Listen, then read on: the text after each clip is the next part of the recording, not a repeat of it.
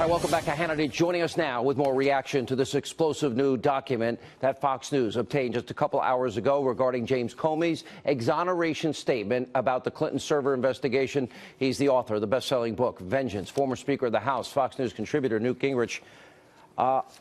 Okay, this is May, Mr. Speaker. He hadn't interviewed Hillary Clinton or at least 17 others, key to the investigation. The fix is in. I don't know any other way to interpret it if you're writing an exoneration before an investigation. Look, I think this is unbelievable.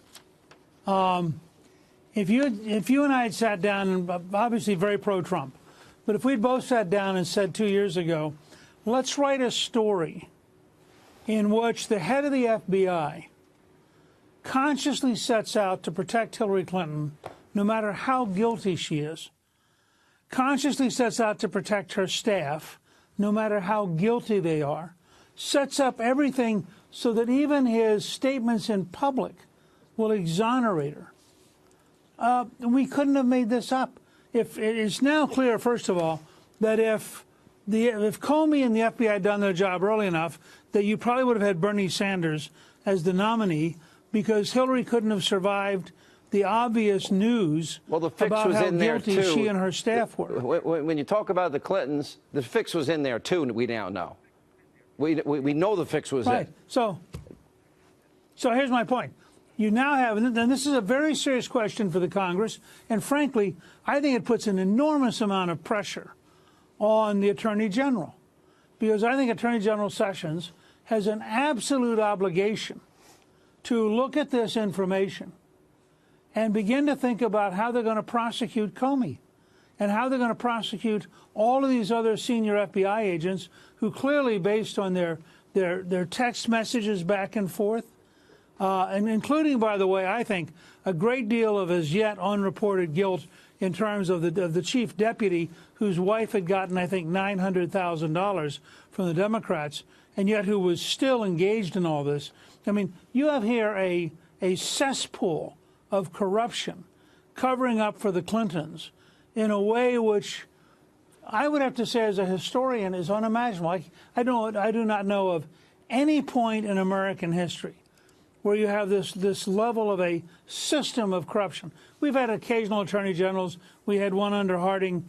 We had one under Grant. I mean, you can go back and find individuals who were crooks. But this level of constant, methodical undermining of the rule of law, people who thought it was their job to save America. I mean, you have this when you're talking about law enforcement officials who decide they will impose their version on the American people, you're talking about something very scary and something which totally undermines the American system. Mr. Speaker, I want to get into the specifics of this. This is very profound because on a level far deeper than Watergate ever was here, there is corruption at the highest levels. This is no longer paranoia. It's provable fact that the fix was in here.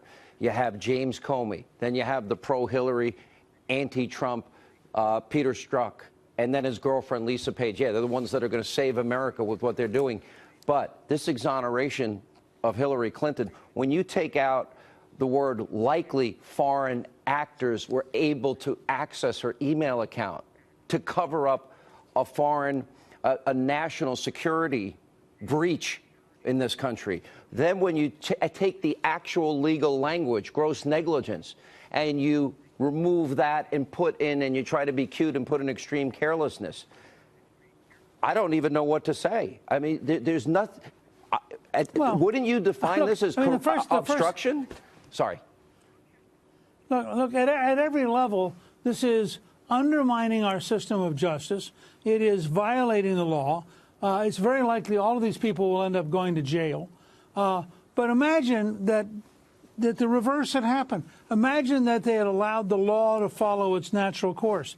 Imagine that you'd gotten a report last summer, or the summer of 2016, by Director Comey saying, well, you know, it's likely that foreign agents did get to her accounts because of the way she'd handled them and the way she'd broken the rules. It is clear that she was guilty of gross negligence, which in fact is a technical term meaning that she had broken the law.